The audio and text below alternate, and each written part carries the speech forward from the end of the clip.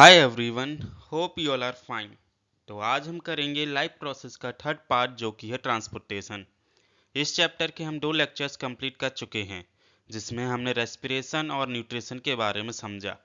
इन दोनों लेक्चर्स की लिंक आपको डिस्क्रिप्शन बॉक्स में मिल जाएगी। तो चलिए समझते हैं ट्रांसपोर्टेशन को।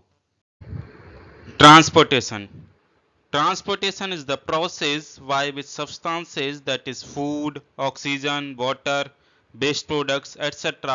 are carried from one part of the body to the another. तो ट्रांसपोर्ट का मीन्स है सब्सटेंसेस का एक जगह से दूसरी जगह मूव करना। अब मेटाबॉलिज्म या फिर रेस्पिरेशन की प्रोसेस से सेल में कुछ यूजफुल और वेस्टफुल प्रोडक्ट्स प्रोड्यूस होते हैं। जो यूजफुल सब्सटेंसेस होते हैं उन्हें बॉडी के हर एक पार्ट तक ट्रांसपोर्ट करने की ज़रूरत होती है, और जो वेस्ट या हार्मफुल सब्सटेंसेस होते हैं बॉडी से एलिमिनेट करने की ज़रूरत होती है। तो ये सब ट्रांसपोर्टेशन का काम ऑर्गेनिजम्स में ट्रांसपोर्ट सिस्टम या सर्कुलेटरी सिस्टम की हेल्प से किया जाता है। तो सबसे पहले हम समझेंगे ट्रांसपोर्टेशन इन ह्यूमन बींग्स। तो ह्यूमन बींग्स में 2 टाइप्स का ट्रांसपोर्टेशन सिस्टम या सर्कुलेटरी सिस्टम प्रेजेंट होता है। पहला है blood vascular system and second one is lymphatic system. चलिए इन्हें समझते हैं। अब ये जो ब्लड वेस्कुलर सिस्टम है वो 3 चीज़ों से मिलकर बना होता है। पहला है blood, second one is blood vessels and third one is heart. Same lymphatic system में भी 3 चीज़ें होती हैं। First one is lymph, second one is lymph vessels and third one is lymph nodes। तो हम पहले ब्लड वेस्कुलर सिस्टम के components को अच्छे से समझेंगे, बाद में हम लिम्फेटिक सिस्टम को समझेंगे। ब्लड ब्लड एक रेड कलर का लिक्विड या फ्लूइड है जो हमारी बॉडी में फ्लो करता है। ब्लड ऑक्सीजन और न्यूट्रिएंट्स को सेल तक ट्रांसपोर्ट करता है और कार्बन डाइऑक्साइड और दूसरे वेस्ट प्रोडक्ट्स को एलिमिनेट करने में हेल्प करता है।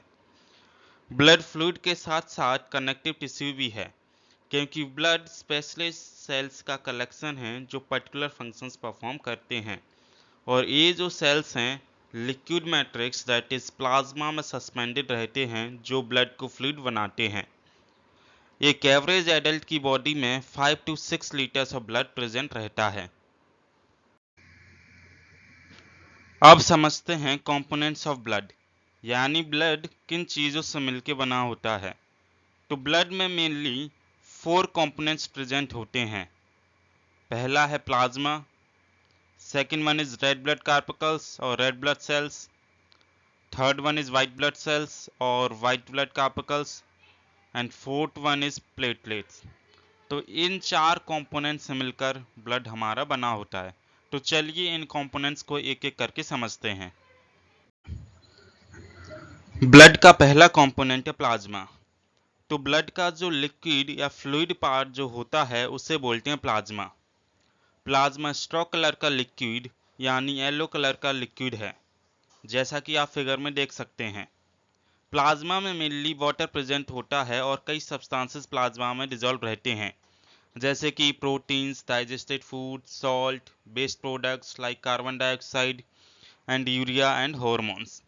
प्लाज्मा इन सभी डिसॉल्व सब्सटेंसेस को बॉडी के एक पार्ट से दूसरे पार्ट तक ट्रांसपोर्ट करने में हेल्प करता है। प्लाज्मा में अबाउट 90% वाटर होता है, और जो ब्लड की जो 55% जो कंपोजिशन है वो प्लाज्मा की होती है। ब्लड के जो बाकी के components white blood sales, red blood cells और प्लेटलेट्स इसी प्लाज्मा में डिसॉल्व रहते हैं।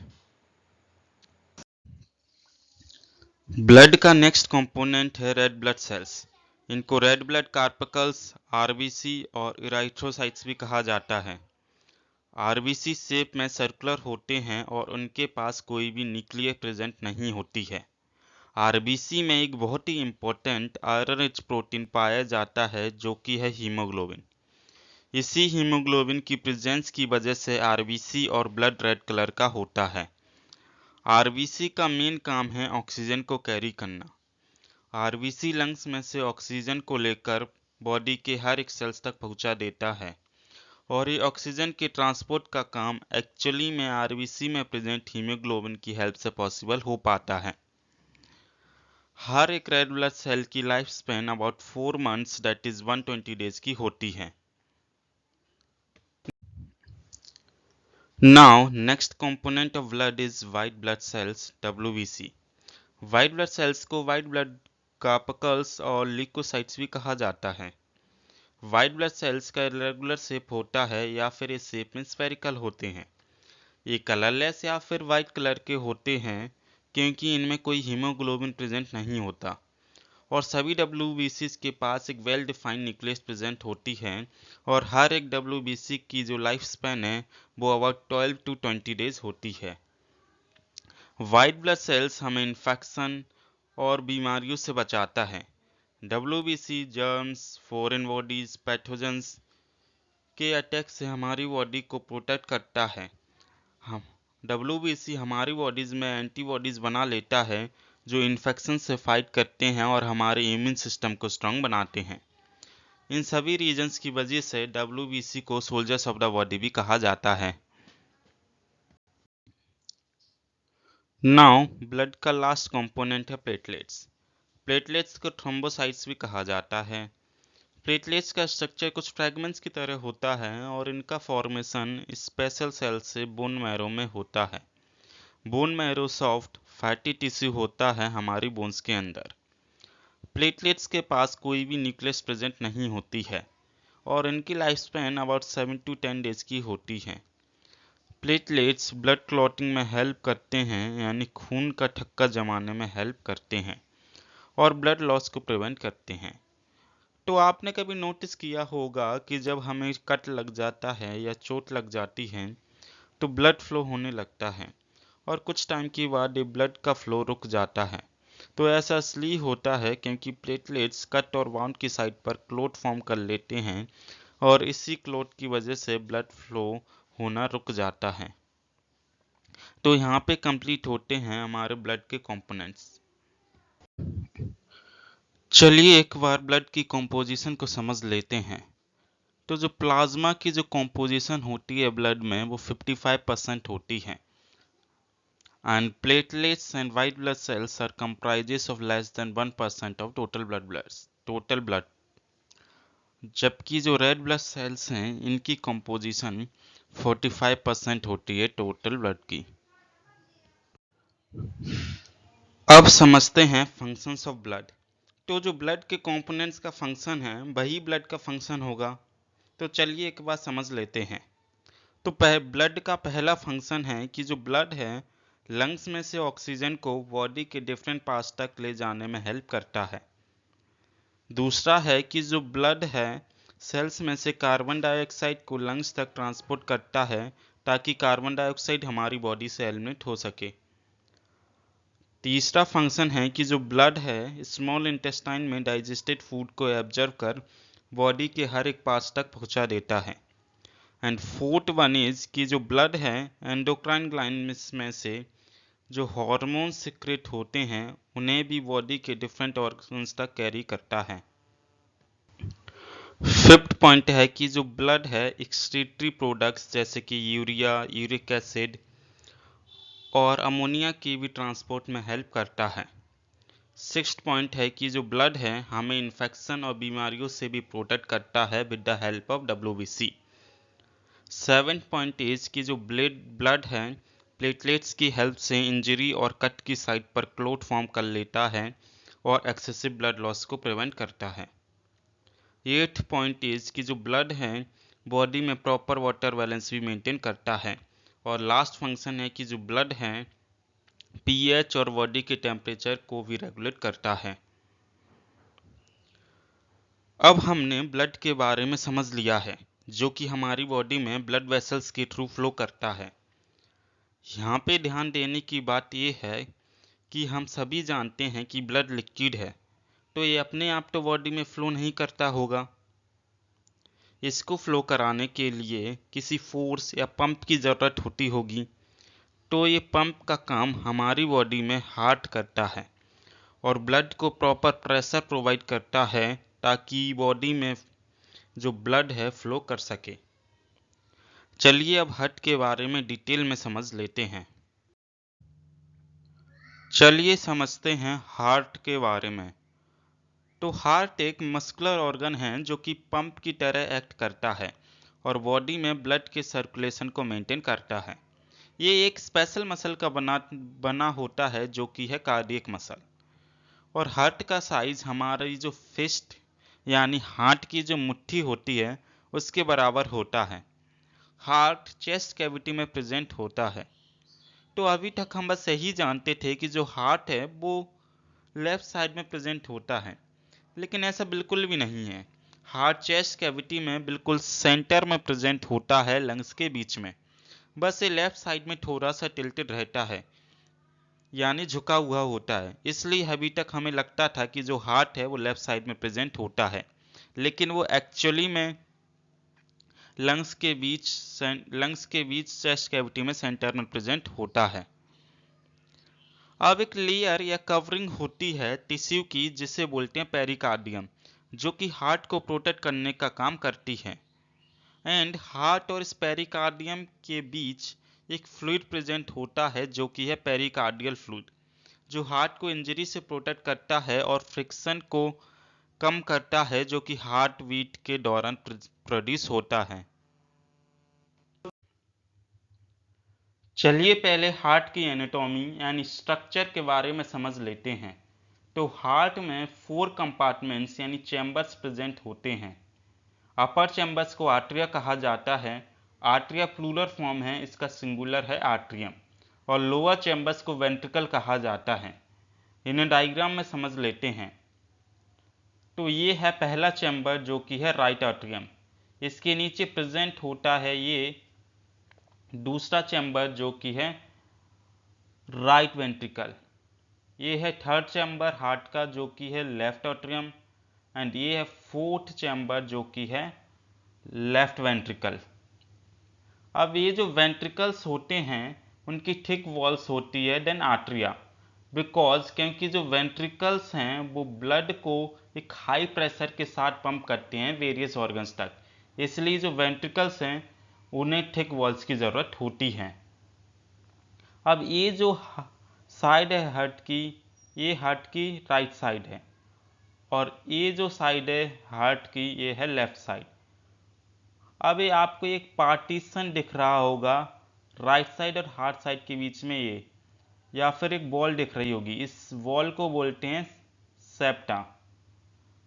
सेप्टा हार्ट की राइट साइड और लेफ्ट साइड को सेपरेट रखता है ताकि जो राइट साइड में भी जो भी सब्सटेंसेस हैं वो लेफ्ट साइड के सब्सटेंसेस से मिक्स ना हो सके एंड वाइस वर्सा। इसलिए सेप्टा को डिवाइडिंग वॉल भी कहा जाता है। अब हार्ट में कुछ वॉल्स भी प्रेजेंट होते हैं। तो टोटल 4 वॉल्स हैं। तो पहला प्रेजेंट होता है ये राइट एट्रियम और राइट वेंट्रिकल के बीच में, ये जो कि है ट्राइकस्पिड वॉल। दूसरा वॉल प्रेजेंट होता है लेफ्ट एट्रियम लेफ्ट वेंट्रिकल के बीच में, ये है दूसरा वॉल जो है मिट्रल वॉल, इसे बाइकस्पिड वॉल भी कहा जाता है। ये है थर्ड वॉल्व जिसे बोलते हैं पल्मोनरी वॉल्व। ये है फोर्थ वॉल्व जिसे बोलते हैं एओर्टिक वॉल्व। अब ये जितने भी वॉल्व हैं इनका मेन काम होता है ब्लड को एक ही डायरेक्शन में फ्लो कराना। ये ब्लड के यूनिडायरेक्शनल मूवमेंट को मेंटेन करती हैं ताकि जो ब्लड है उसके बैक फ्लो को प्रिवेंट किया जा सके, ताकि जो ब्लड है वो बैकवर्ड डायरेक्शन में फ्लो ना कर सके। ये जो ट्यूब है ये है सुपीरियर वीना केवा। ये डीऑक्सीजनेटेड ब्लड को बॉडी से हार्ट में कैरी करती है। ये ट्यूब है एओर्टा। ये हमारी बॉडी की बिगेस्ट आर्टरी है और ये ऑक्सीजनेटेड ब्लड हार्ट में से पूरी बॉडी में भेजती है। ये ट्यूब है पल्मोनरी आर्टरी जो हार्ट में से डीऑक्सीजनेटेड ब्लड को लंग्स तक कैरी करती है। एंड ये जो ट्यूब है वो है पल्मोनरी वीन जो ऑक्सीजनेटेड ब्लड को लंग्स में हार्ट तक कैरी करती है। तो ये था हमारे हार्ट की एनाटॉमी और स्ट्रक्चर।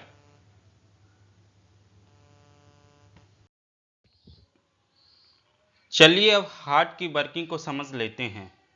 तो सबसे पहले हम ऑक्सीजनेटेड और डीऑक्सीजनेटेड ब्लड को जान लेते हैं। तो ऑक्सीजनेटेड ब्लड वो होता है जो ऑक्सीजन को कैरी करता है, that is oxygen containing blood. और डीऑक्सीजनेटेड ब्लड वो होता है जो कार्बन डाइऑक्साइड को कैरी करता है, that is carbon dioxide containing blood.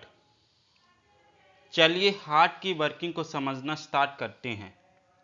तो जब हार्ट के चारों चैम्बर्स की मसल्स रिलैक्स कर रही होती हैं, तो सबसे पहले बॉडी में से डीऑक्सीजनेटेड ब्लड हार्ट के राइट ऑट्रियम में इंटर करता है, और डीऑक्सीजनेटेड ब्लड राइट ऑट्रियम में टू वेन्स की हेल्प से लाया जाता है, जो कि पहली है सुपीरियर वीना केवा, जो डीऑक्सीजनेटेड ब्लड को बॉडी के अपर पार्ट जैसे हेड, नेक, इन जैसे पार्ट से कैरी करता है। और दूसरी वीन है इंफीरियर और पोस्टेरियर वीना केवा, जो डीऑक्सीजनेटेड ब्लड को लोअर बॉडी पार्ट्स जैसे कि लेग्स, फीट, इन जैसे पार्ट्स में से कैरी करता है। अब राइट ऑट्रियम है वो कॉन्ट्रैक्ट होगा, यानी सिकुड़ना स्टार्ट होगा, और डीऑक्सीजनेटेड ब्लड को राइट वेंट्रिकल में पुश कर देगा ट्राइकस्पिड वाल्व की हेल्प से, और राइट वेंट्रिकल एक्सपेंड कर जाएगा। और जब ये राइट वेंट्रिकल कॉन्ट्रैक्ट होने लगता है, तब जो डीऑक्सीजनेटेड ब्लड है वो पल्मोनरी आर्टरी के थ्रू लंग्स में पंप कर दिया जाता है। यहाँ लंग्स में होता है गैसियस एक्सचेंज। यहाँ पे ब्लड में से कार्बन डाइऑक्साइड रिलीज हो जाती है और फ्रेश ऑक्सीजन ब्लड में एब्जॉर्ब हो जाती है, यानी डीऑक्सीजनेटेड ब्लड अब ऑक्सीजनेटेड ब्लड में चेंज हो जाता है। देन ये जो ऑक्सीजनेटेड ब्लड है लंग्स में से लेफ्ट ऑट्रियम में आ जाता है with the help of pulmonary Wien. और जब ये लेफ्ट ऑट्रियम कॉन्ट्रैक्ट करता है, तब ऑक्सीजनेटेड ब्लड लेफ्ट ऑट्रियम में से लेफ्ट वेंट्रिकल में आ जाता है माइट्रल वॉल्व या बाइकस्पिड वॉल्व की हेल्प से, और लेफ्ट वेंट्रिकल एक्सपेंड कर जाता है। नाउ जैसे ही लेफ्ट वेंट्रिकल कॉन्ट्रैक्ट होना स्टार्ट करता है, तब ये जो ऑक्सीजनेटेड ब्लड है ये एओर्टा के थ्रू पूरी बॉडी में सर्कुलेट करने के लिए भेज दिया जाता है, और यही प्रोसेस कंटिन्यूसली रिपीट होती रहती है। तो इस प्रकार से हमारी बॉडी में ब्लड सर्कुलेट करता है। तो ये जो ब्लड का सर्कुलेशन है हार्ट के थ्रू, वो डबल सर्कुलेशन का एग्जाम्पल है, क्योंकि अभी हमने देखा कि जो ब्लड है वो हार्ट में से 2 बार पास या सर्कुलेट होता है, इसलिए इसे डबल सर्कुलेशन कहा जाता है। तो अब हम जान चुके हैं कि जो हार्ट है उसमें ब्लड 2 बार ट्रेवल करता है एक कंप्लीट साइकिल में, इसलिए इसे डबल सर्कुलेशन कहा जाता है। चलिए इस डबल सर्कुलेशन को डिटेल में एक सिंपल डायग्राम की हेल्प से समझ लेते हैं। तो ये है हमारी पूरी बॉडी।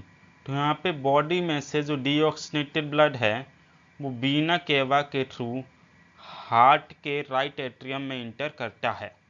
देन ये जो डीऑक्सीजनेटेड ब्लड है हार्ट के राइट वेंट्रिकल में आ जाता है। फिर ये जो राइट वेंट्रिकल है कॉन्ट्रैक्ट होता है और डीऑक्सीजनेटेड ब्लड को पल्मोनरी आर्टरी के थ्रू लंग्स में पंप कर दिया जाता है।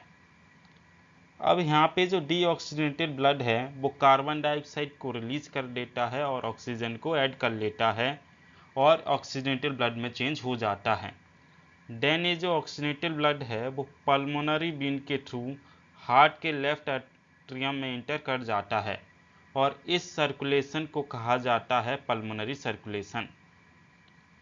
तो ये जो पाथवे होता है ब्लड का हार्ट से लंग्स तक और लंग्स से दोबारा हार्ट तक आने का, इस सर्कुलेशन, इस पाथवे को बोलते हैं पल्मोनरी सर्कुलेशन। देन ये जो ऑक्सीजनेटेड ब्लड है वो लेफ्ट एट्रियम में से लेफ्ट वेंट्रिकल में आ जाता है, और ये जो ऑक्सीजनेटेड ब्लड है वो लेफ्ट वेंट्रिकल में से एओर्टा के थ्रू पूरी बॉडी में फ्लो होने के लिए भेज दिया जाता है। तो इस सर्कुलेशन को बोलते हैं सिस्टमैटिक सर्कुलेशन। तो जो ब्लड का जो पाथवे होता है हार्ट से पूरी बॉडी तक का एंड दोबारा से हार्ट में आने तक का, इसे बोलते हैं सिस्टमेटिक सर्कुलेशन। तो इन दोनों ही सर्कुलेशन की वजह से ही जो हार्ट में जो सर्कुलेशन होती है वो डबल सर्कुलेशन होती है। चलिए ब्लड वेसल्स के बारे में समझ लेते हैं। तो जो पाइप्स और जो ट्यूब्स जिनमें जो ब्लड है हमारी बॉडी में फ्लो करता है उन्हें बोलते हैं ब्लड वेसल्स। तो ब्लड वेसल्स 3 टाइप्स की होती हैं, आर्टरीज, वीन्स एंड कैपिलरीज। तो चलिए इन्हें एक एक करके समझ लेते हैं। चलिए पहली ब्लड वेसल आर्टरी के बारे में समझ लेते हैं। तो हम सबसे पहले सभी ब्लड वेसल्स का स्ट्रक्चर समझेंगे, देन फंक्शन। तो चलिए समझते हैं आर्टरीज के स्ट्रक्चर को। आर्टरीज की जो वॉल्स हैं वो इलास्टिक एंड थिक होती हैं, क्योंकि इनमें जो ब्लड है वो हाई प्रेशर के साथ फ्लो करता है। और आर्टरीज जनरली रेड कलर की होती हैं। इनमें कोई भी वॉल्स प्रेजेंट नहीं होता है, क्योंकि अभी हमने समझा कि इनमें ब्लड है वो हाई प्रेशर के साथ फ्लो करता है, इसलिए ब्लड के बैकफ्लो होने के चांसेस बहुत कम होते हैं, इसलिए इन्हें वॉल्व्स की नीड नहीं होती। आरोटा लार्जेस्ट आर्टरी होती है हमारी ह्यूमन बॉडी में। अब है आर्टरीज का फंक्शन। तो आर्टरीज ऑक्सीजनेटेड ब्लड को कैरी करते हैं हार्ट से वेरियस ऑर्गन तक। अब यहाँ पे एक एक्सेप्शन है कि जो पल्मोनरी आर्टरी है वो डीऑक्सीजनेटेड ब्लड को फ्लो कराती है। नेक्स्ट ब्लड वेसल है वीन्स। तो उसका स्ट्रक्चर कुछ इस प्रकार है कि जो वीन्स की जो वॉल्स हैं वो थिन वॉल्स होती हैं देन आर्टरीज, क्योंकि इनमें जो ब्लड है वो हाई प्रेशर के साथ फ्लो नहीं होता है। और ये जो वीन्स हैं वो ब्लू कलर की होती हैं। वीन्स में वॉल्व्स भी प्रेजेंट रहते हैं, और हम सभी जानते हैं कि जो वॉल्व्स हैं ब्लड को एक ही डायरेक्शन में फ्लो कराते हैं, यानी ब्लड की यूनिडायरेक्शनल मूवमेंट को मेंटेन करते हैं और ब्लड को बैकफ्लो को रोकते हैं। ये वीन्स में वॉल्व्स इसलिए होते हैं क्योंकि इनमें ब्लड है बहुत लो प्रेशर के साथ फ्लो करता है, तो ब्लड के बैकफ्लो के चांसेस रहते हैं। नेक्स्ट है कि जो वीना केवा है इंक्लूडिंग सुपीरियर वीना केवा एंड इंफीरियर वीना केवा, ये हमारी बॉडी की लार्जेस्ट वीन होती है। नेक्स्ट है फंक्शन ऑफ वीन्स। वीन्स का मेन काम होता है डीऑक्सीजनेटेड ब्लड को कैरी करना। यहाँ पे भी एक एक्सेप्शन है कि जो पल्मोनरी वीन है वो ऑक्सीजनेटेड ब्लड को फ्लो कराती है। लास्ट ब्लड वेसल है कैपिलरीज। स्ट्रक्चर तो हमें मालूम है जो आर्टरीज हैं वो लार्ज साइज की होती हैं, तो इसकी वजह से ये आर्टरीज हैं हमारे बॉडी सेल्स तक नहीं पहुंच सकती, क्योंकि सेल्स का साइज बहुत स्मॉल होता है, इसलिए आर्टरीज स्मॉलर टिप्स में डिवाइड हो जाती हैं जिन्हें कहते हैं कैपिलरीज। कैपिलरीज की वॉल्स थिन होती हैं और एक्सट्रीमली नैरो टिप्स होती हैं। इनकी वॉल्स की जो थिकनेस है वो केवल एक सेल के बराबर की होती है। कैपिलरीज आर्टरीज को वीन्स से कनेक्ट करती हैं। Now function of capillaries. Capillaries का मेन काम है मटेरियल्स जैसे कि कार्बन डाइऑक्साइड, ऑक्सीजन, फूड, इन सभी मटेरियल्स का ब्लड और सेल्स के बीच में एक्सचेंज करना। कैपिलरीज आर्टरीज में से ऑक्सीजनेटेड ब्लड को सेल्स और टिश्यूज तक डिस्ट्रीब्यूट करती हैं, और डीऑक्सीजनेटेड ब्लड सेल्स और टिश्यू में से वापस वीन्स में भेज देती हैं। चलिए अब इंपॉर्टेंट टर्म्स सिस्टोल और डायस्टोल के बारे में समझ लेते हैं। सिस्टोल तो जब हार्ट की मसल्स कॉन्ट्रैक्ट करती हैं तब उसे कहते हैं सिस्टोल, और सिस्टोल के दौरान जब हार्ट ब्लड को पंप करता है बॉडी में तो जो प्रेशर होता है ब्लड वेसल में वो इंक्रीज हो जाता है, और इस प्रेशर को कहा जाता है सिस्टोलिक प्रेशर। नाउ डायस्टोल तो जब हार्ट की मसल्स रिलैक्स करती हैं तब उसे कहते हैं डायस्टोल, और जब हार्ट रिलैक्स करता है तब ये ब्लड को रिफिल करता है और ब्लड प्रेशर डिक्रीज हो जाता है। इसी प्रेशर को कहा जाता है डायस्टोलिक प्रेशर। नाउ जो हार्ट के मसल्स की जो कॉन्ट्रैक्शन और रिलैक्सेशन की जो वन कंप्लीट साइकिल होती है उसे बोलते हैं कार्डियक साइकिल और हार्ट बीट। और हमारा हार्ट यूजली 70 से 72 टाइम्स बीट करता है 1 मिनट में जब हम रेस्ट कर रहे होते हैं। और जिस इंस्ट्रूमेंट से डॉक्टर हार्ट बीट को सुनता है उसे कहते हैं stethoscope. Now next term is blood pressure. तो जिस फोर्स और प्रेशर के साथ ब्लड हमारी ब्लड वेसल में फ्लो करता है उसे बोलते हैं ब्लड प्रेशर। तो जो नॉर्मल सिस्टोलिक प्रेशर है वो होता है 120 millimetre of Hg and normal diastolic pressure है वो होता है 80 मिलीमीटर ऑफ Hg।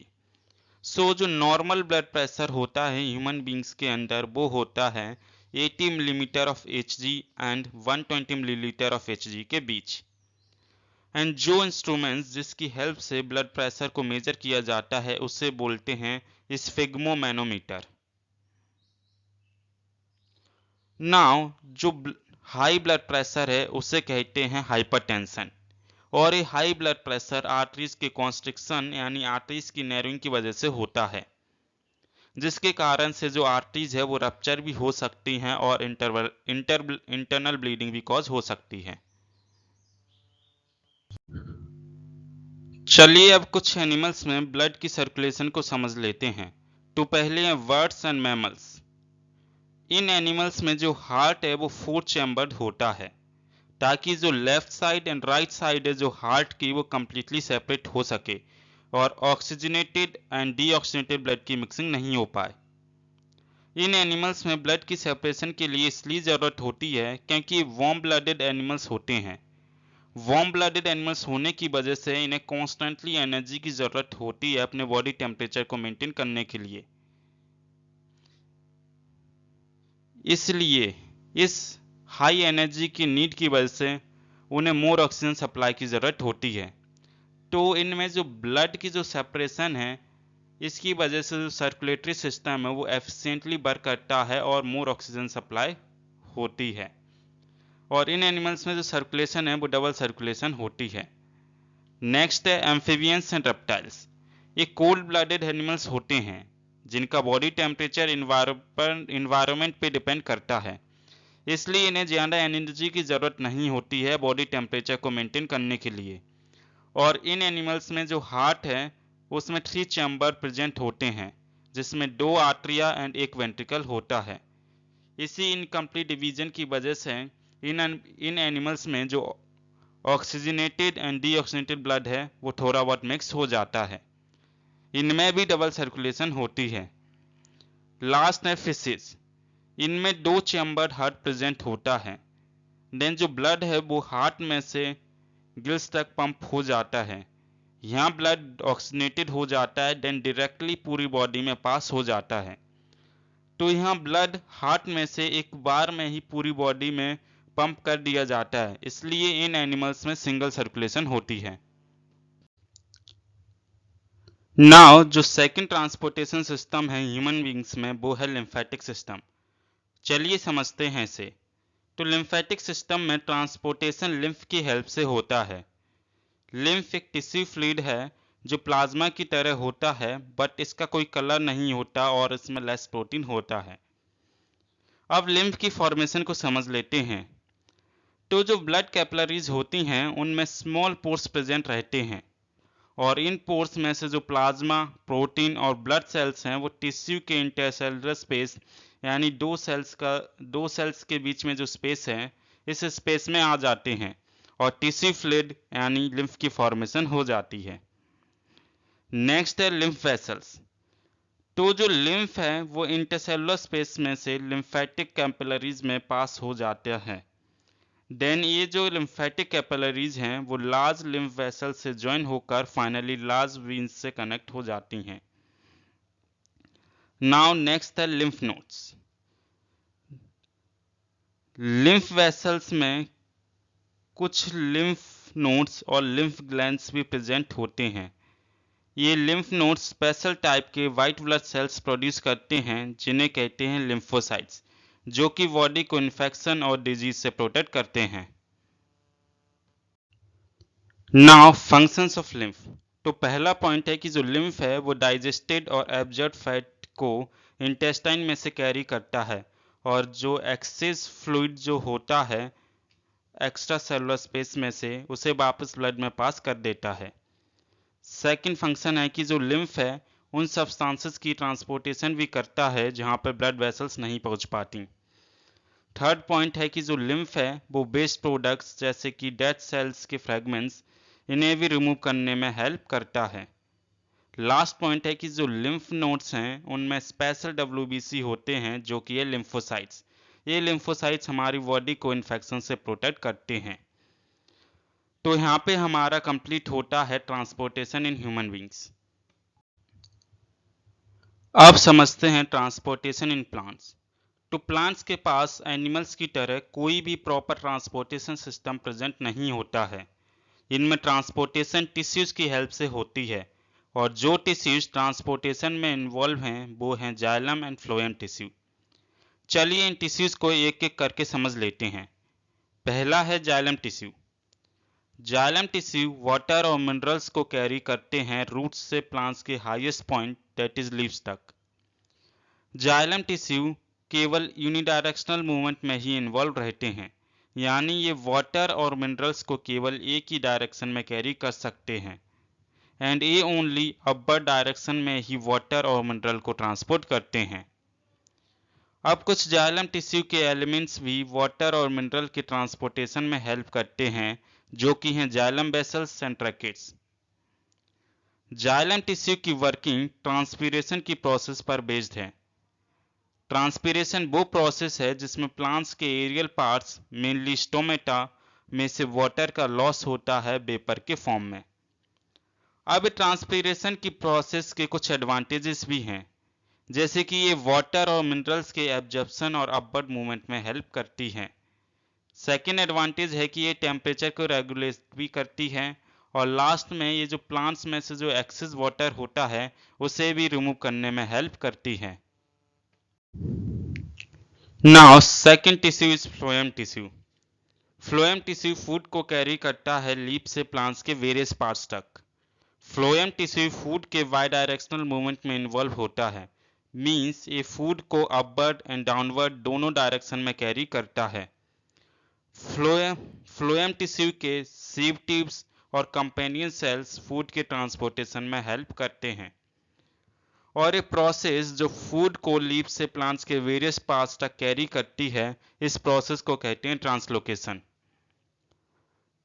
तो यहाँ पे कंप्लीट होता है हमारी थर्ड लाइफ प्रोसेस जो कि थी ट्रांसपोर्टेशन। अब कुछ क्वेश्चंस की प्रैक्टिस कर लेते हैं। तो पहला क्वेश्चन है name the blood vessel entering from lower parts of body into right atrium. तो राइट एट्रियम में बॉडी के लोअर पार्ट्स में से जो ब्लड है वो इंफीरियर वीना केवा या पोस्टीरियर वीना केवा के थ्रू लाया जाता है। सेकंड क्वेश्चन है name the blood vessel leaving the right ventricle to lungs. तो जो राइट वेंट्रिकल में से जो लंग्स तक जो ब्लड वेसल जाती है वो है पल्मोनरी आर्टरी। थर्ड क्वेश्चन है name the blood vessel entering into right atrium from upper parts of body. तो बॉडी के अपर पार्ट्स में से जो ब्लड है राइट एट्रियम तक सुपीरियर वीना केवा के थ्रू लाया जाता है। अब नेक्स्ट क्वेश्चन है मेंशन कंपोनेंट्स ऑफ ब्लड। अब एक कितना सिंपल क्वेश्चन पूछा है सीबीएसई ने। तो हम जानते हैं कि ब्लड में मेनली 4 कंपोनेंट्स प्रेजेंट होते हैं, WBC, RBC, plasma and platelets. अब फिफ्थ क्वेश्चन है give reason why transportation system in plants is slow. अब ऐसा इसलिए होता है क्योंकि जो ट्रांसपोर्टेशन है प्लांट्स में बहुत सिंपल होता है और ये फिजिकल फोर्सेस पर बेस्ड होता है, जैसे कि डिफ्यूजन, ऑस्मोसिस, ट्रांसपीरेशन। तो इसलिए जो ट्रांसपोर्टेशन सिस्टम है प्लांट्स में बहुत स्लो होता है। सिक्स्थ क्वेश्चन है during day time water and minerals travel faster through xylem as compare to the night, justify.